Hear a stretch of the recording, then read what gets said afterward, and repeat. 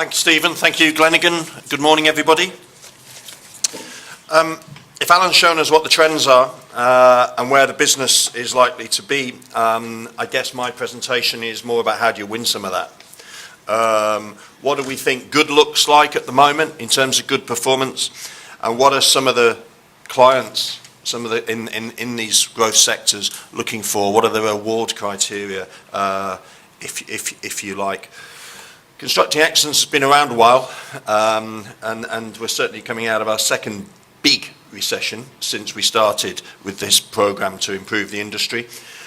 We're about delivering better value for clients, better value for the supply side, better value for the people that work in our industry, and we're committed to collaborative working to get to that. The Constructing Excellence movement is a national movement of members.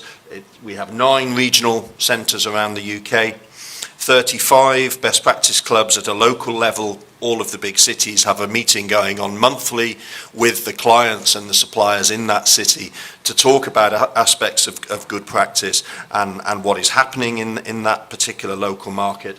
We've over 500 now young people in the G4C, Generation for Change movement, pushing forward with new ideas for the sector. And we've 6 international partners looking to learn about what is happening around the world and what is good practice in this industry globally. Our national members include about 25 of the biggest clients. In Alan's list, I think almost all these people are in the top 100 list that he has in the green, in Glenigan's brochure there on the seats. We've about 20 of the bigger contractors, a similar number of the consultants, and rather fewer of the supply chain than we liked because the recession decimated you guys, particularly in the housing sector, and funding Constructing Excellence for some reason wasn't top of your list of investment decisions in 2008-9.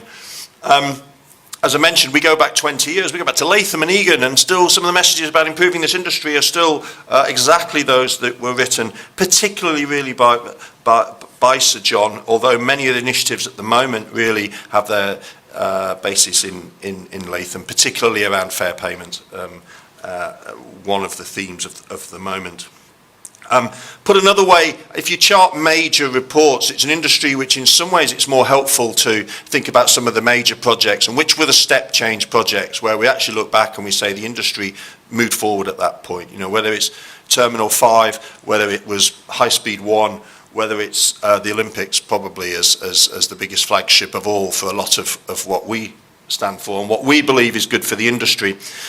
And going forward, you know, Crossrail is another major flagship now. Hinkley Point will be key. The nuclear industry hasn't built anything for 30 years, and it still thinks the construction industry is rooted in the performance level of 30 years ago. And it's quite a big challenge for the construction industry to educate those nuclear people that actually we're rather different and we're rather better. And I mean, our work is focused a lot on proving that, on evidencing, whether it's work with universities, whether it's demonstrations, benchmarking, to prove that this is a better place and to help the industry understand where there is better performance. In my experience, this is an industry which learns spectacularly well, just from doing things and just having the opportunity to do things better, or from seeing its competitors doing something rather different and better. And it can't half copy really quickly when it sees something change. Something change for the better. Our data, a different type of data to Alan's, shows, for example, if you ask your clients to give you marks out of 10 for performance on how was the project for you that you have just completed, and by the way, Glenigan have worked with us in recent years in a lot of this work, and my deep appreciation to you for your support in that. We have a meeting afterwards to discuss about how this goes forward into the next era. Client satisfaction is up by something like 30% in our industry. That's really buggered you. Your microphone. We can still hear you. Keep going. Client satisfaction up by 30%. Clients are happier with our industry than they were 15 years ago. If you're not careful for our clients, construction can be a distress purchase. When all else fails, oh God, I better build a building. And what we're going to do, and what I want to get to at the end of a quarter of an hour here, is focus on why you want people to invest in construction. Not because of the distress purchase, but because of satisfaction levels, and because of the better business performance that they will get from superior built environment.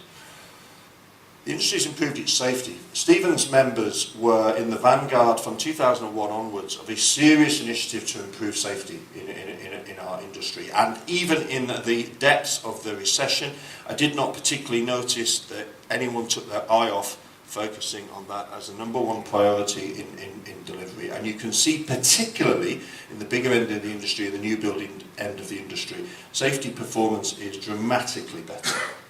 It's not yet perfect. Until nobody dies on UK construction sites year in, year out, it will never be dramatically, it will never be perfect. But this is a 30% improvement in accident performance in the last 10 to 12 years.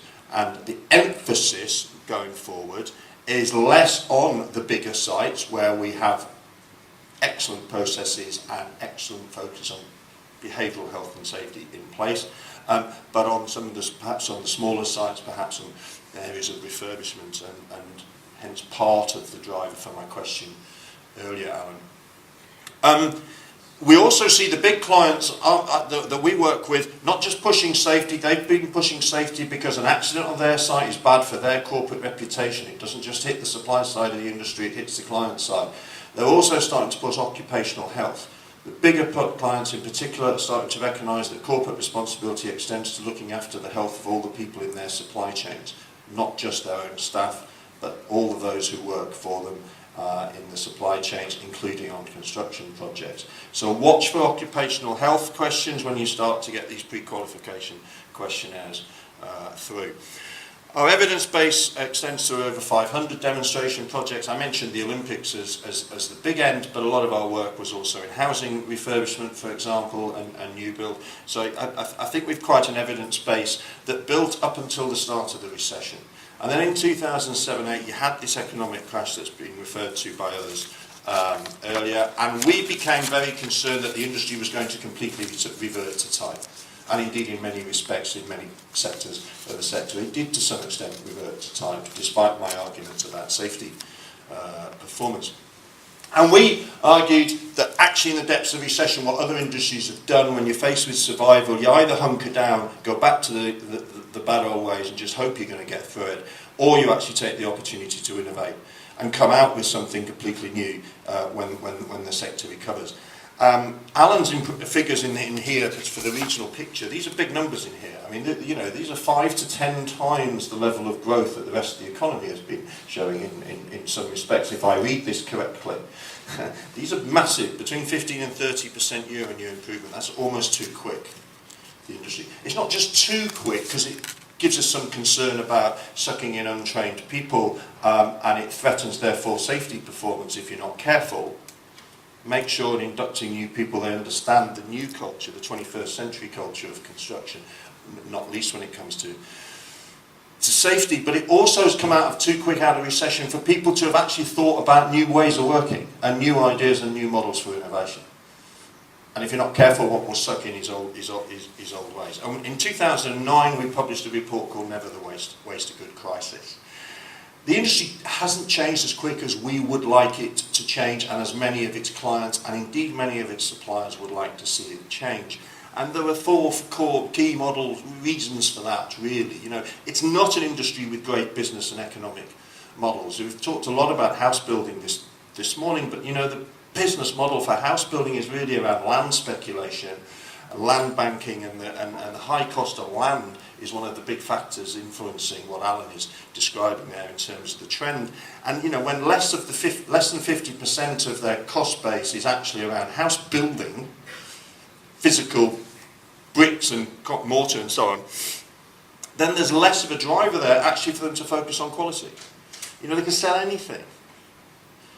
Now, I think it's incumbent on the industry not to want to just bish bash bosh it up and sell anything at the highest volume, cheapest delivery cost they can, and let the market pick the price. We need some quality to come in, and that is going to need new models, whether it's business models, whether it's a return to superior models of off-site manufacture and modern methods of construction.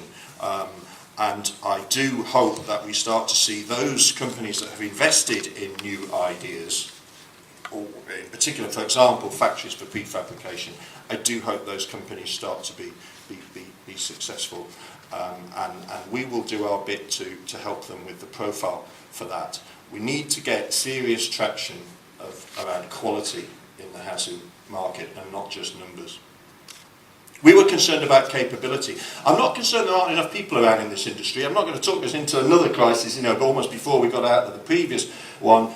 But it's about modern skills, and one of the flavours of the month at the moment is BIM, and the mandation by government of BIM level 2 for the public central government funded projects by 2016.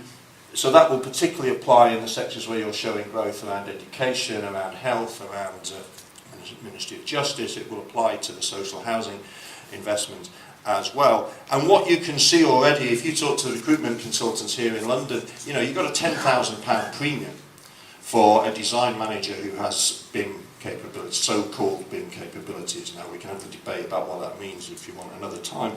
But the point is, the modern skills there are attracting a £10,000 premium. They must be in pretty short supply, bearing in mind where the labour market is at the moment. The delivery model is bust in our sector. Design, big build. One team does the design and then we go out and tender and we appoint a completely different design to build it. It's a completely flawed bust model, and no other industry works like that. Construction does work like that around the world, but it has to do it better, and it has to integrate design with construction. And that indeed, working with Stephen and others, has been a theme of really since Latham, of the last 20 years. We in 2009 saw these as some of the drivers. Now, the question posed was never waste a good crisis. Did we waste a good crisis, if indeed we're out of it? Well, actually, there's plenty of people who would argue, yes. Have we really made enough progress on these yet? We feel that the government policies in the last 5 years have been well aligned to this. The plan for growth has been alluded to. The government did invest against the cycle in order to support or to try and avert the very depths of the recession, and part of that was to invest in infrastructure, because that's what you do in Keynesian economics in order to invest for the long term, to provide an infrastructure where the private sector can then invest on the upturn. That's benefited us hugely, and you showed no recession in infrastructure investment. So the civil engineering data you had, steady as she goes over the last 5 years. That has been very good for those companies able to get into those markets. The latest incarnation is the Industrial Strategy Construction 2025. There are some extremely ambitious targets in this. Now, the plan for growth, Stephen mentioned the £2.84, full marks to him. They produced this report which undoubtedly influenced Treasury in terms of this Keynesian investment. The argument about £2.84 local, recycling of the pound, the local pound. They talk a lot of, if you go to various cities, they talk about the Welsh pound, they talk about the Bristol pound now. Social value is now local authorities can now take into account the extent to which an investment will deliver social value in the local economy. In particular, from a contractor's point of view, you all know now you are pressed almost every time into the public sector investment to answer the question, how much of this work will be delivered by local labour, by local people? And by the way, that number is often up above 80%. And how much of the materials should be the next question, because as already has been alluded to, it's a hugely domestic industry when it comes to materials, but not necessarily anywhere local to where the job is taking place. Again, a discussion perhaps for another day. But apprenticeships and local labour, massive drive, and the corporate responsibility is influencing that for private clients also. The government strategy, I've mentioned BIM. They claimed to be the greenest government on record, that they would be when they came to power. I don't think anyone in this industry remotely thinks they've got near that target, and indeed certain house building lobbies and so on seem to be pretty successful at putting back any commitment towards having, for example, zero carbon homes in any time frame that we will live to see. These are big targets by 2025. With, you know, I think you've got to do something drastic with the planning approval system if you're going to achieve a speed up in projects of 50%. It's an end-to-end time program, and carbon emissions of 50%. Unless you get serious about zero carbon homes and the planet and the government, it doesn't follow through at that scale, I'm afraid. Lower cost, though, of 33%, or if you will, better value of 33%. We can, there's still plenty of scope to eliminate waste from the way in which we design construction. And we think where you are now is a bit, we descend into management consultancy speak more than ever when we talk about a burning platform for radical change, and an industry which will still need to and have to change its performance. This is not just about working a bit harder. This is about working a lot smarter. These are the pressures on clients. You know, you increasingly see this stuff therefore played out in pre-qualification documents. Increasingly, this is the stuff that it's not being played out in the tender documentation. Play it back to them anyway, because this is how you start to pick up extra marks if you want to play that game. These are the sorts of criteria which people are concerned about when they're awarding contracts. These are the sorts of things that are bringing clients into the market in the first place. That's the 2014-2015 agenda. To deliver successfully on all of that, we still remain absolutely convinced it's all about collaborative working. It's all about collaborative working in 3 dimensions. There's a common vision and leadership from the client leadership down. If we want to deliver a successful school, successful hospital, successful social housing, we've all got to come together to understand the goal here is the vision of a brilliant new school. There's a set of culture and behavioural issues around collaborative working. Words like trust, openness, honesty, integrity get used, and they're vital. If you only focus on that side, though, what happened come the recession is everybody thinks that collaborative working is something that's not about competition. They think it's just about negotiation, and they think it's just about being touchy-feely. And it can't actually demonstrate value for money if that's all you've focused on. So there's a set of hard common processes and tools which we have long advocated. This is a slide that dates to 2001. That you have to get in balance for this stuff. And these are the measures, these are the sorts of things that you're seeing again coming back now to the table as clients recognise and main contractors recognise that the market, if you will, has turned against them, and the procurement strategy has to change to make sure, A, that they can get enough quality contractors or people to actually want to bid to work on their jobs, and B, that it will be an efficient job that people can deliver. Collaborative working in that sense at a process level has always been about early involvement. It's always been about integrating design with construction. It's always been about bringing in the specialist contractors, tier 2s, tier 3s, those who have design expertise in knowing how their product is installed, who know how their particular components interface with others, to get those into the design process early enough. The days of the superstar architect and engineer able to design a hospital, a complex hospital on their own, went years ago. And no one seems to have noticed, or at least many in those professions seem not to have noticed. This is a seriously difficult type of building to build, and it needs the project team to come together at the start. It's a seriously difficult type of building to operate. It needs the facilities management people. It needs some of the key product manufacturers involved, because they know how their products last over 10, 20 years. They also know how to build you buildings which are flexible and future-proofed, to the point that not only are they environmentally friendly and able to deal with what will inevitably come in a zero-carbon world, but also, if people are not building some of the stuff you mentioned earlier in the healthcare sector, that we know how to make sure buildings are flexible enough to change their use. We don't actually know what the healthcare model is of 10 years' time, of 20 years' time. So next time you're involved in a tender interview with a hospital, talk to them about what they think their healthcare model is in the next 10, 20 years. And then start talking about what the implications of that might be for how they might need to change the use, the functional form, the facilities in use. And therefore talk to them about how the value you add can make sure that the services, the design and the construction are that much more adaptable to what the model may be of the future and not what just they think it is today. The more, as a sector, we demonstrate insight into our client needs, the more likely it is that clients will want to work with us. It's about selection by value. It is not about a game which re-emerged in the recession and which many people are going to pay the price for, of how low dare you bid in order to win this work. Without any, it appears often without any relationship between that price and actually what everybody knows it will cost to do the job. There is a shed load of sub-economic work tied up out there in fixed price contracts, allegedly fixed price contracts, that will either take down the supply chain, because supply costs are rising, as we've seen all the time, and will continue to rise, whether that's labour or more likely materials first and foremost.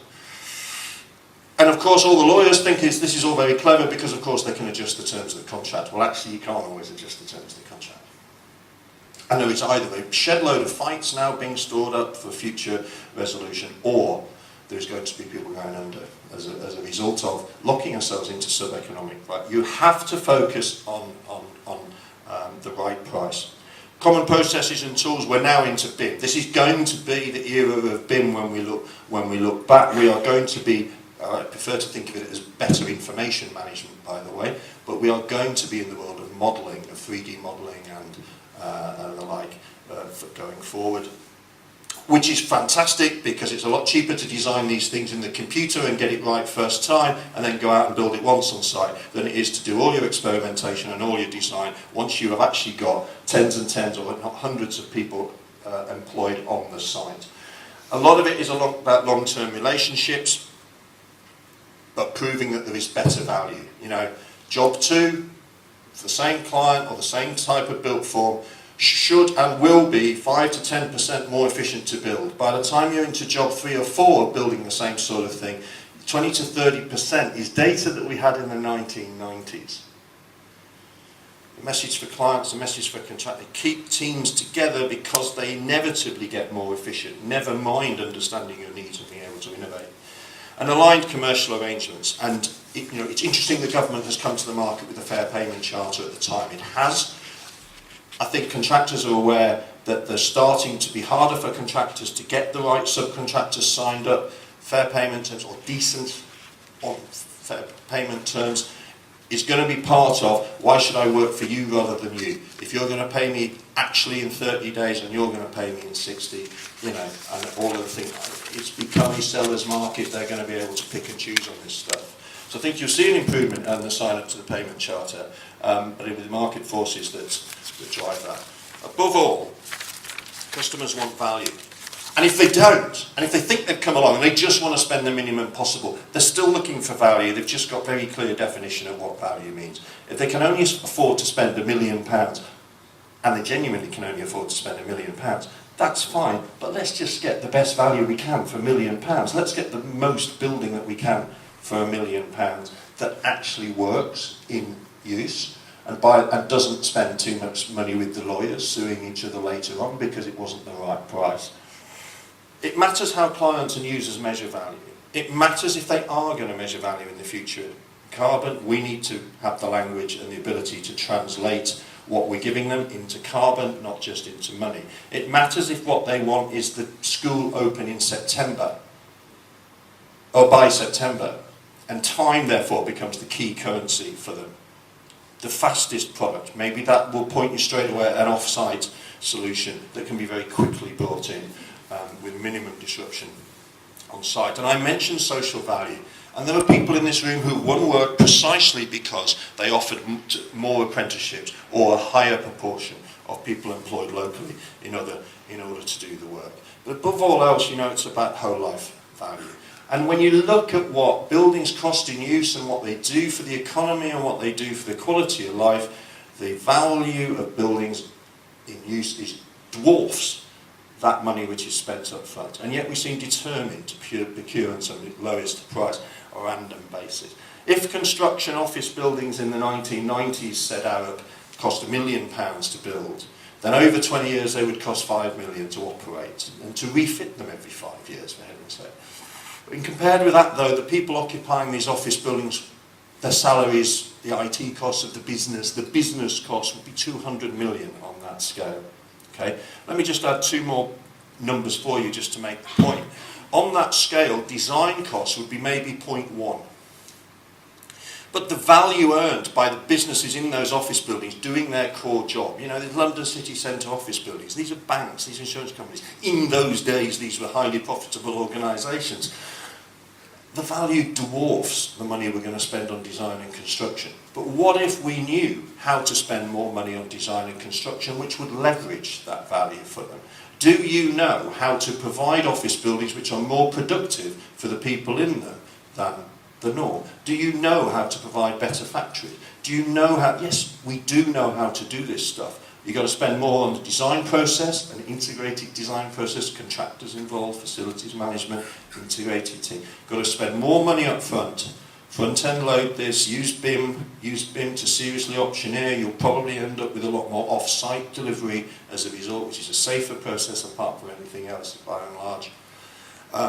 And you end up growing the right-hand side, and we become an industry which is an industry about investment and not a distress purchase.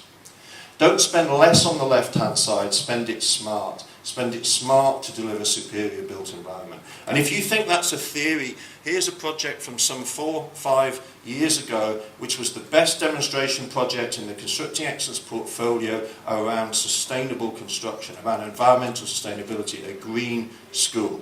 Built with an integrated design team, built with a common vision. It ticked all the boxes of collaborative working. 2 years later, it topped the educational league table in the country. When we do construction well and focus on the right things, we deliver superior built environment. If you tick all of those boxes, I put it to you, you win more of the growing market that Alan is doing. But please don't go and win the work the old way. You're just storing up a shed load of problems. Thank you very much for your time.